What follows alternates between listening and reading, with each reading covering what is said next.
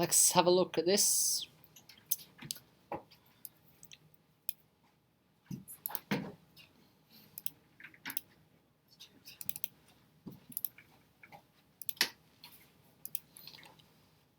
So we want to open an image. We're going to open it in Photoshop first to quickly test it to see if it is seamless. So let's open this up. Now it's a pattern, and we see that it's meant to look like a metal. In this case it's called bronze, so it's that browny bronze type of color, not highly polished in this case. And we like this as a texture because it doesn't have any reflection. So it's a metal that looks flat, which is perfect because we don't want reflection. We want to add the reflection once we're in ArchiCAD. The next thing we need to check to see if it's seamless. So does it join up on both sides? And the best way to do that is to use Filter, Other, Offset. And just like Snake on your old Nokia phone, the intention is, if you're old enough to know what that is, then we should be able to move it from left to right, and as we can see it moving down the page, we can see that it's seamless. There is no place where it looks like there's an edge. So from left to right, top to bottom, it does match up. Now we don't need to resave the file. It's fine in its original location. Because it's seamless, it does not matter. And we see that there's no apparent light shift, so it looks maybe a little bit darker here, maybe a little bit lighter here, but when we do offset, we didn't notice that, which just means it's really a difference in texture, which is great, which is fun. Now in terms of name, that name's getting a little bit long. We can have issues in ArchiCAD with the file size name. If the file size name is too long, then it's not going to recognize it. So it's best to rename that in a way that's going to make it easy to identify, but also not too complicated, that it won't create a problem with ArchiCAD's naming sequence. So I would tend to use capitals just to define things, just helps to make them stand out against something else. We'll call it bronze. Let's try that again.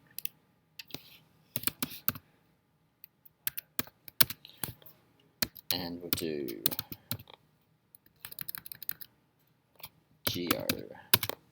Geo screen. Great. Now we do see that this one it's not transparent. It might not be intended to be transparent, but we could easily make the background, we could cut that out to create that to be transparent if we wanted to, if that was what we were trying to achieve. For now, that's fine, we don't need to do that. So let's close it down. Maybe the only point of interest to note is that we do have a shadow being cast. We see that there's a shadow already on one edge, so that shadow is defined by the surface, not necessarily by a bump or by the ability to make a panel 3 dimensions. And so we'll have to therefore be a little bit careful when we put this into ArchiCAD that shadow will be cast automatically. Well, it will look like the shadow's being cast automatically. So therefore we'll have to make sure it's in the right orientation, otherwise it might be contrary to where our shadows should be cast. So rotating that might be a good solution. So in ArchiCAD, what do? In order to get our surfaces into ArchiCAD, I would recommend that we don't import them and embed them in the file. It would just make the file size larger if we're embedding things into our library. So instead, what we'll do is we'll create a folder. So we've got, just on the desktop, a file called surfaces. And so we'll go to our libraries and objects, library manager, and we will add, and of course it could be on the desktop. I would suggest that the desktop is generally speaking a bad place to put things because you don't want to have a messy desktop. So let's just drag and drop this into our documents. Theoretically, it depends on which drive or the way that the drives are formatted. So if you were using a different drive, let's say we had an older style hard drive, which had spinning bits, and we had an SSD or a flash, then we might want to put something like our surfaces into an SSD or a flash, and that'll mean that it reads faster, writing information back and forth. So we're going to take this and dump it into documents.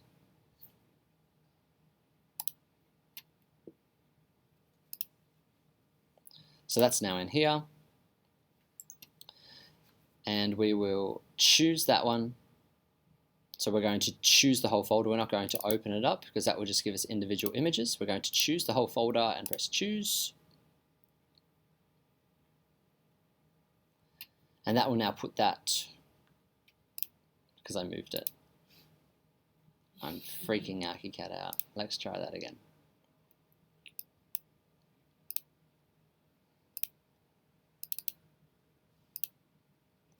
Let's just put it into here. All right. Go add.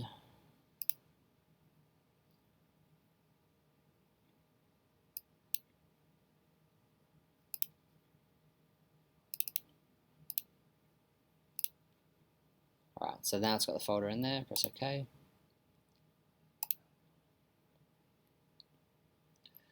It needs to load the library. Yes.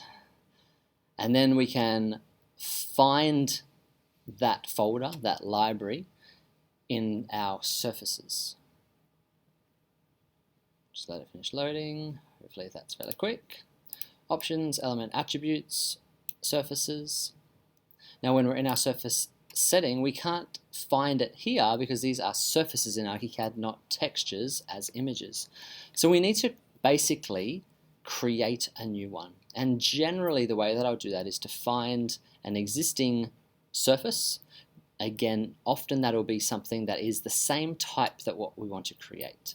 So there's a few metals here already. There's one that's called metal bronze. So it probably makes sense to use that one to begin with, as long as it's got good settings. And sometimes we don't know the answer. And we should always maybe change between our basic engine and our Cinerender engine, just to have a better understanding of what it looks like. So we see that when we go to our Cinerender engine, it is very reflective. We couldn't quite tell that in the basic. We had an idea that it was reflective based on this little light spot, but we couldn't really tell. But when we go into Cinerender, we see that it's highly reflective. Now, I'm not going to make too many judgments on that at the moment. We'll leave it like that, and then we'll see once we import that and create a little scene, whether that's giving us the effect that we want. So we're not going to destroy the original surface. That's not a great idea. So we're going to create a new surface, and we'll duplicate that surface. And so we'll call this one metal bronze screen. Let's just keep that lowercase in this case to be consistent. Now we need to find that new surface. I'm going to start by doing this in our basic engine, not in our Cinerender engine. And then we'll repeat that process later in the other engine. So we're going to load the texture. We see that there is no texture applied at the moment. It's just based on a color, and that color was being created to be shiny and glowing. So we're going to add that in. Search. Where do we want to search it from? We want to search it from inside ArchiCAD in this folder called Surfaces, Bronze Geo Screen. Okay. Now we could change this surface color here if we wanted to. It's not going to have a massive impact. It's not actually, in this case, going to change what it looks like when it renders. But if we're not doing a rendering, if we're just doing a 3D view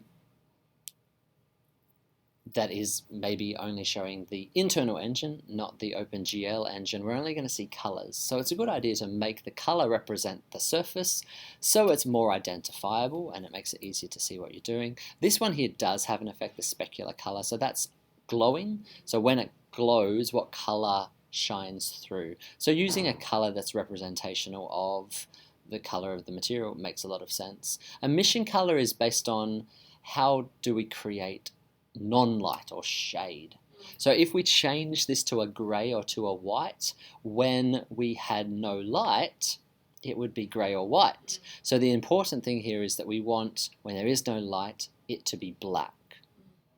When would I not do that? Sometimes in ArchiCAD we might have issues with getting plasterboard ceilings that are white to show as white. And sometimes no matter how much light we add, they're never going to be white. So in some instances, I will change that from black to a middle grey or a dark grey. So that way I don't have a black ceiling, or I have generally a lighter ceiling. And if it's a flat painted ceiling, we don't want to see too much variety in lighter anyway. So that's maybe not a big deal.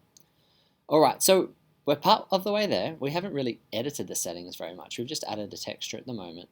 If we change this to our Cinerender engine, we'll see that it hasn't yet changed. It's exactly like it was, and that's because we haven't updated the settings. So we want to match settings, update Cinerender from basic, and that's just going to bring in the new texture. We'll see that not much has changed. We see the color has changed. Why is the color changed? If I go to color here, we see it's now based on the texture. So what we're doing is we're effectively changing our Cinerender settings, but just using the settings from the basic engine.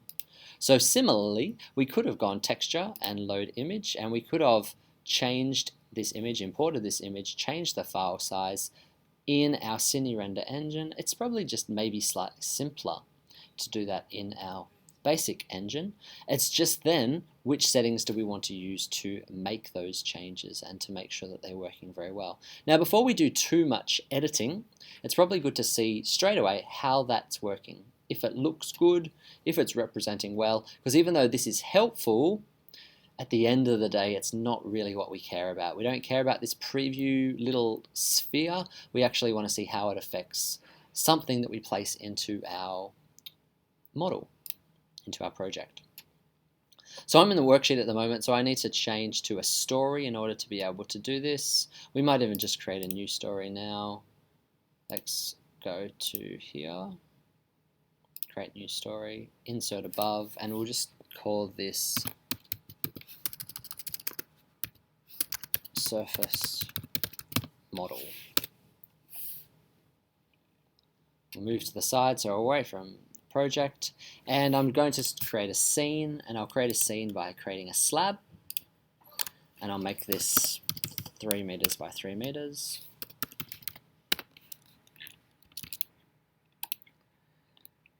We obviously don't really care what it looks like, but just to keep it really simple, let's use something like concrete panel, and I'll turn off that cover fill because we don't need that. We'll use a wall to be able to represent the screen. I want that to sit at story level, and I want that to be 3 meters high. Now, structure doesn't really matter. We could make it quite thin, so we'll just make it 10 millimeters, and we want to use that new surface material. So metal, bronze, screen, and we've overridden all the surfaces. So the front face, the back face, and the edges. Let's draw this on here. Do it this way around, proper way, drawing in counterclockwise direction. And I just want to add two walls. I don't want to close it. So that way I can view this in 3D.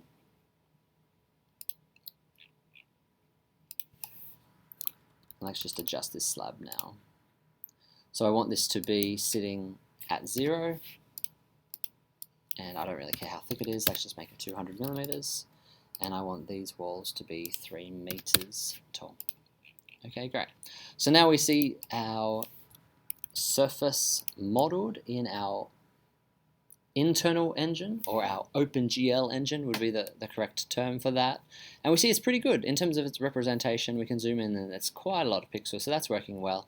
It looks like it's actually a three-dimensional form, as in looks like these shapes are cut out. We know that's not actually true. All we're looking at is the surface, the texture. And I guess the slight problem here is that the shadow in this orientation is exactly the same as the shadow in that orientation, which wouldn't necessarily be the case. Now we can turn our sun around. We need to understand, maybe go back to the plan, which way should we be looking? So in this case, I want my sun to be the bottom right corner. So let's go back into 3D, just so this can update as we go. View, 3D view options, 3D projection settings. We can see that the sun's already in the right angle. Sometimes I find it more useful just to move it more one way than another, so that way hopefully we're getting stronger sun. And again, now when we do this, we can see that represented, but we can't see the shadow. Realistically, there isn't any shadow, but we can see this surface is darker and this surface is lighter. But then when we zoom in, what's the problem that we have? The shadows are now definitely not doing what they should be doing in terms of the micro shadows. They're not working. How do we fix that? This is a little bit trickier. We could mirror this image, we could flip it, but the best way to do that would be to actually create a second surface, a duplicate surface. We just don't want to do that too soon, because once we've created a duplicate surface, we've got double settings to change. So we want to try to get the settings to be as correct as possible before we start any of that stuff. Now, in order to test this to see if the light's going to work well, we need a good lighting scene. When we go to Document, Creative Imaging, Photo Render Settings, we don't want to have to add lights. We just want to use the inbuilt lights. So when we go to our settings, what do we want? There are scenes here. So this is basically ways of creating quality. So we're going to call this outdoor daylight, and we could use fast, we could use medium. Fast is obviously going to be faster, and it'll be fine for what we're trying to do at the moment. And we can use the preview window first to make sure it's creating what we want to do.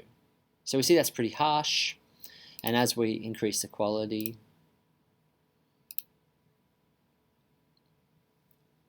even in our preview window, that's now taking longer, but we can see that the quality is obviously going to be significantly better than it was previously. Now, once we have an idea of what's happening with that, we also can go to our settings and say, in terms of a test, how big do I want that test to be? The reality is I don't want it to be massive. I want it to be fairly small to begin with. So normally I'll start with something as small as, say, 800 pixels, just in order to be able to test to see if it's working. Do I have to think about the lighting effect from lights and the lighting effect from surfaces? I haven't added any lights, but if you're not sure, it's best just to keep that by surfaces, because we don't want to not show something that should be there. And with the material, some materials will create light. They will bounce light, or they will even emit light. So it's valuable and important to turn all of these onto by settings. So that way we're not being deceived as to what it will look like when it finally renders. So always try to get these settings right before we start. Now when we go to environment, we can change the way that it's going to look. I definitely don't want to use white model effect in this case because I need it to be representing real. What I probably want to use is a physical sky. I want it to be clear, or at the sea, or blushing dusk. I can do all of these different settings, but as I change these different settings, we see that it will actually change the date and the time in which my scene is being rendered. And what's the problem with this? It'll actually change the sun position. So it might end up putting this surface into shadow. So we need to understand, as we're changing these, what does it mean? If I don't want that to happen, I can actually change location. So I can make sure that we're, in this case, rendering in Sydney. And then I can actually change the date all the time. So I still get the effect of that weather preset to a degree, but I'm actually now changing it to be in whichever orientation that I want. So let's change this back to fast and test this. We can't see where the shadow is because we haven't placed enough objects. So let's go back to our plan view, and we're going to just extend this base, make this base much bigger. So now we can see where the sun is. We can see that the sun is shining in that direction.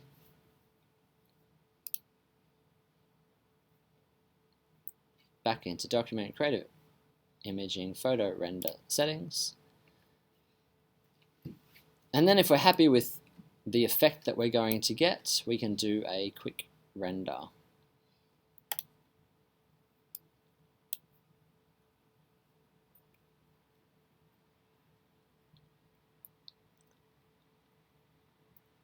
Again, it's valuable to start off with lower settings. We don't want it to take forever. We want it to be quite quick to render. So we can see that's working, and although we were talking about the surface being highly reflective, we don't actually see any of that reflection. So again, that's why the Cinerender settings don't necessarily give us a true representation of what it's going to look like in model. Now, of course, again, this is fast, so if I don't want to save this in this case, if I increase the setting, Creative Imaging Photo Render Settings, I think I turned that off. Yeah. Hello. If I change this now to medium, sorry, that's indoor, let's change that to outdoor. Outdoor daylight medium. We can do it again. What we might want to do is to make the render settings fairly low. That's set at medium because that's predefined based on our settings here. As we change these, it does change this. We need to be careful that we don't end up changing things too much, because if we make too many changes, then it won't end up giving us the results of what we're trying to see. So let's go back and render.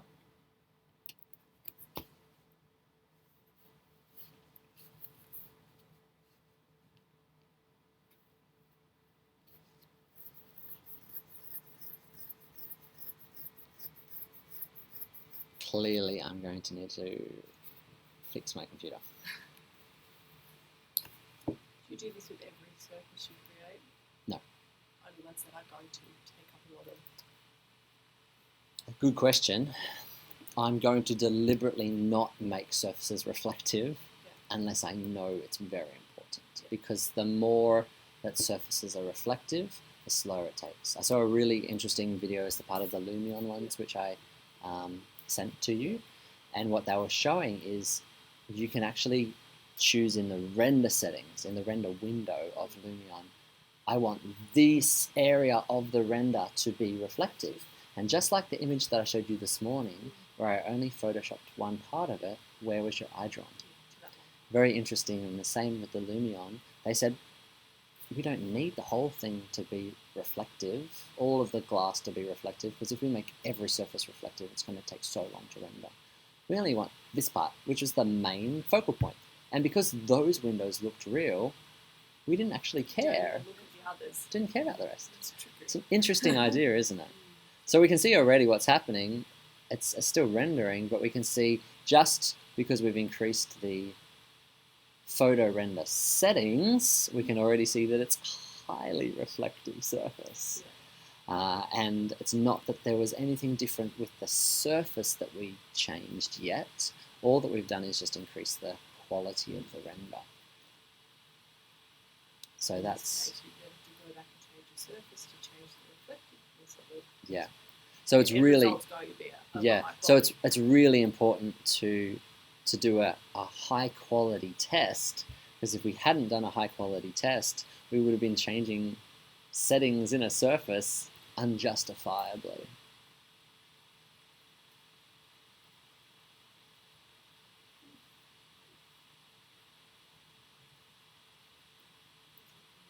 So we see that that's highly mirrored surface. There's a high reflectivity. That's light, right? We're talking about light surfaces or light settings on surfaces. That's all that we see. We only see light.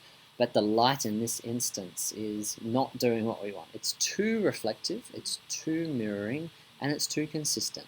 We should see, because of the fact that it is a reliefed panel, it has relief, it has three-dimensional texture, it shouldn't be so consistent. It should be a warped reflection. If it was going to be highly reflective, it wouldn't look like this. But this is a good, important part of our process. We need to do this render to understand what's happening And then from this we can see, okay, well, we're heading in the right direction, we have reflection, probably we have too much.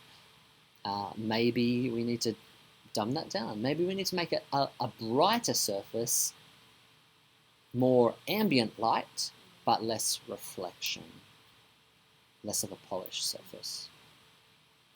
So how do we fix it? I would suggest that it's a good idea to save it, save the renders as we go, and that way we can always compare them. Save as, so we'll save it to... Normally just screenshot so that you've got the settings next week and you know what's what. So well to save yours. That's a good idea.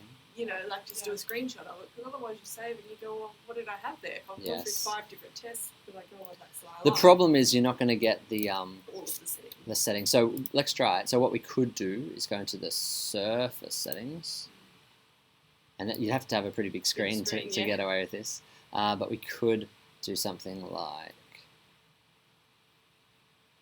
I just wondered when we've done this in the past, so I'd gone through some tests and I actually do prefer that to the one before, but I can't remember what I did. Screenshot. So, yeah. And then I guess the advantage of screenshot, we can say, we can write on it or do whatever we need to. I don't know, it's just an idea. Yeah. It's good.